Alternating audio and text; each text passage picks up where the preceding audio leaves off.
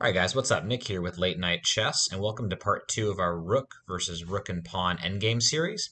In the first video, we went over what we called the Lucena position, and we learned how to build a bridge and get that pawn to promotion. In this puzzle, we're going to be looking at a pretty similar position. You'll notice, just like in the last video, we have the king in front of the king's pawn. The pawn is one square away. White is really wanting to play rook g1 check and get a Lucena position. But in this position, actually, it's black to move. And it's actually black to move and draw. And so I'm going to let you guys go ahead and pause the video and see if you can think through the winning, not the winning idea, but the drawing idea for black to be able to prevent white from getting the dream Lucena position. So feel free to pause the video.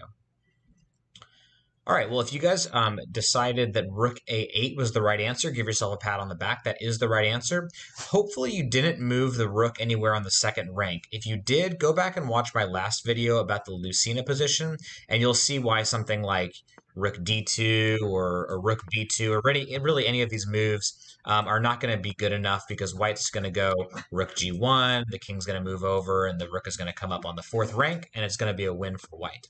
Instead, the right move is rook a8. And the reason why this is the right move, and this is going to lead to a draw, is because the king and the rook are sufficiently far enough, they're 3 squares away from each other, such that black is going to just keep checking the king back and forth while the king moves up and down the board.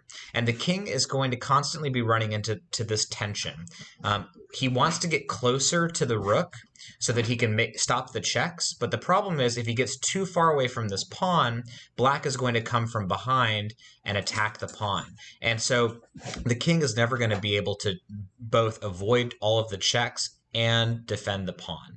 And so let's see why. So after rook a8, the king only has one legal move, king d7. And then after rook a7, the king has a couple of possible moves. But let's just take a look at rook e6 here. Well, after king e6, rook a6 check, king e5, rook a5 check, and black is just going to keep checking white all over the place. If instead the king comes to, say, d6, that's really not going to be any better. The king might be trying to make some progress here with the idea of, if black checks, then maybe I can eventually stop some checks by king b6. But it doesn't matter because the rook is just going to come right underneath the pawn, and this pawn is now going to be dead meat. And so really it gets back to this idea of there's really no good way for the king to both defend the pawn and get out of the checks. Another try might be something like king d8, rook a8 check, and then king c7, and it feels like we're making progress. We're getting a little bit closer to the rook, but after rook a7, the king cannot come any further or else the pawn is going to fall as well. And so this is a good thing to keep in mind if you're on the, in this case, the black side of the pieces, because you still have drawing chances if there's sufficiently enough squares away from the king. And so what we're going to do in the next puzzle actually is look at this exact same position, black to move, but instead of the king being on g7, the king's going to be on g8, and that actually, even with black to move, white can still win.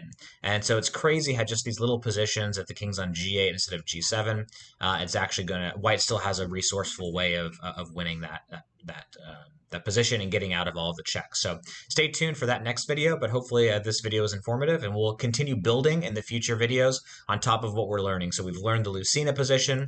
We've learned these kind of long checks where there's at least 3 squares between the rook and the king can give you drawing ideas if you're the side without the pawn, and we'll continue to build on those ideas in future videos. So stay tuned. If you'd like the video, hit like and subscribe, and until next time, I'll talk to you soon.